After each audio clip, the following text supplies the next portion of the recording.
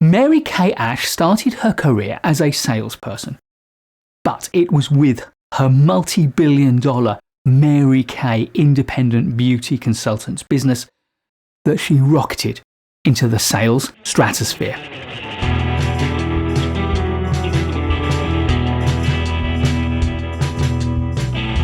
Mary Kathleen Wagner married just before the Second World War and was divorced shortly after her husband returned from service. She became a salesperson for a direct sales business hosting parties to sell domestic products. She was good at it, so she moved on. But after a decade at this new company, she started to realize that people whom she had trained, men whom she had trained, were advancing and getting promoted ahead of her and getting paid more for doing a job that she could have done equally well. She left, and with the help of a small investment and help from her son, she set up her first business. In 1963, she formed Mary Kay Cosmetics and opened her first store in Dallas, Texas. Her business was profitable in its first year and made nearly $1 million in the second. She sold her cosmetics at home parties and other events, and her sales representatives, whom she called consultants, would buy products from her at wholesale prices and then sell them themselves. Her consultants were also able to earn commission by recruiting other consultants. However, her real innovation was in the way that she organized and treated her consultants. Her incentive programs and the way that she would avoid the traditional idea of sales territories were all about what she called her golden rule: to treat others as you would wish to be treated yourself. She also put a huge emphasis on the importance of a balance between your work life and your home life, which seems now to be ahead of its time, and also was hugely encouraging to women to come and work for her. Ash wrote a number of books from which we can learn a lot about her people-centered approach to business, and I'll put links to them in the description to this video. Her business went from strength to strength and earned itself and Ash numerous awards. She remained active in Mary Kay Cosmetics until she had a stroke in 1996, and Mary Kay Ash died in 2001. Ash's books give us a wealth of her wisdom, particularly about how to treat the people who work for us. It's all too easy to think of her aphorisms as simple and simplistic, but there is nothing simple about consistently honouring these important ideas.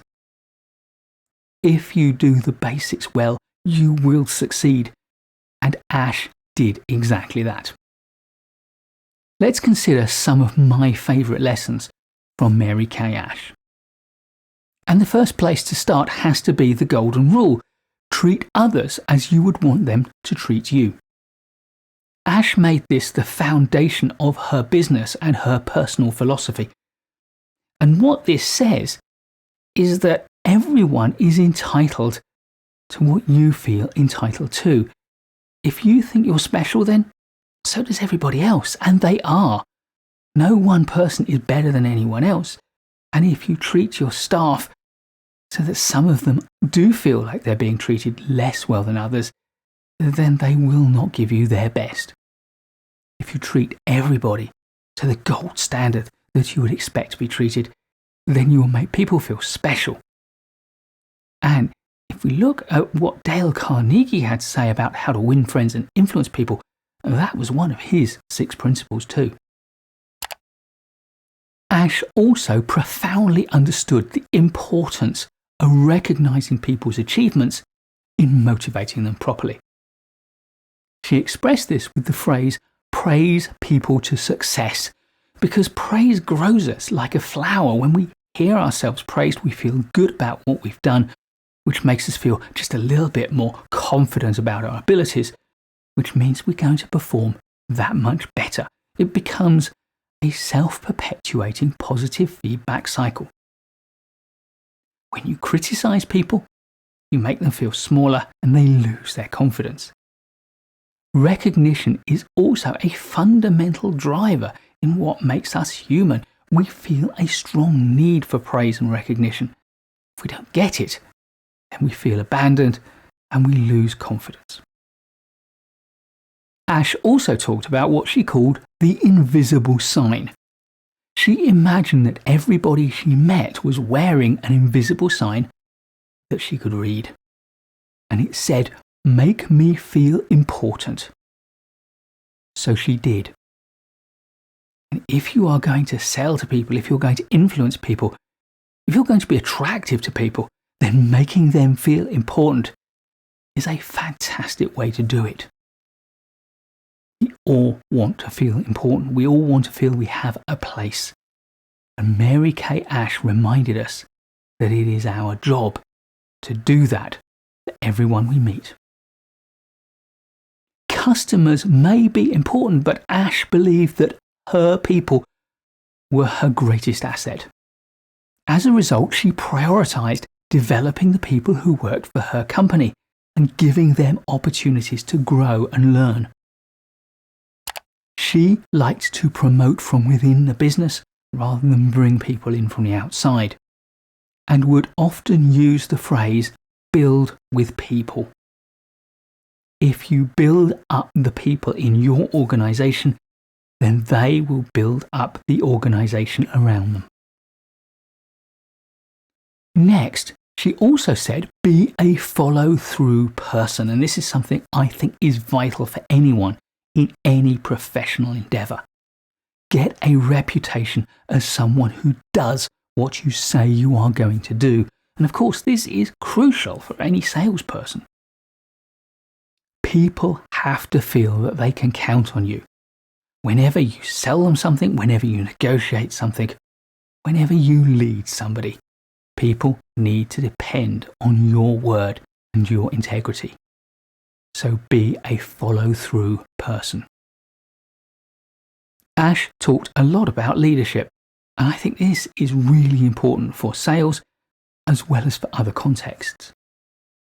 One of the things she said is that the speed of the leader is the speed of the gang. She advocated that we lead from the front. We roll up our sleeves and we get stuck in. We lead our team at the speed that we want them to travel. The pace you set as a leader is the pace that your team will follow, that your organization will follow, and in the context of sales, if you set the pace properly, then it will dictate the pace of the sales process. Another thing that Mary Kay Ash said, which I think is fundamental to my understanding of professional life in general and to sales in particular, is that people will support what they help to create.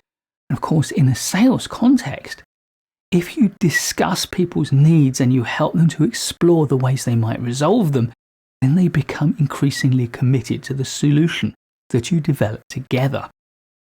This is sometimes now known as consultative selling. If you want to avoid people resisting change, if you want to avoid people objecting to your sales pitch, then you need to engage them in designing the solutions that you're going to be advocating. And crucially, you also have to give them an important part in the decision-making process. In the sales context, if you're trying to sell to me and I feel like my decision is being pushed upon me, then I will step back and reject it. If I feel it is entirely my decision, then I will stand by that decision and be happy with my purchase. Finally, Ash advocated less stress. Her commitment to work-life balance wasn't all philanthropic. She believed that stress stifles creativity. people are at their most innovative, their most creative, their most productive when they are feeling confident and comfortable. Put people under too much stress and it gets in the way of their performance. Mary Kay Ash was a salesperson supreme, and her innovations changed the whole industry. The industry of agent-based selling, of sales consultants going out and visiting people. The techniques she gave us make those people more effective, and beyond that, she taught us so much about other things like decision making, like leadership, like change. But above all, if you're a salesperson, you need in some way to understand what she had to tell us and how she advocated. We sell and manage salespeople. Please do give this video a like if you've enjoyed it or learned from it. I'll be making loads more great management courses videos for you, so please do subscribe to the channel and hit the bell so you don't miss any of it. I look forward to seeing you in the next video, and in the meantime, keep learning.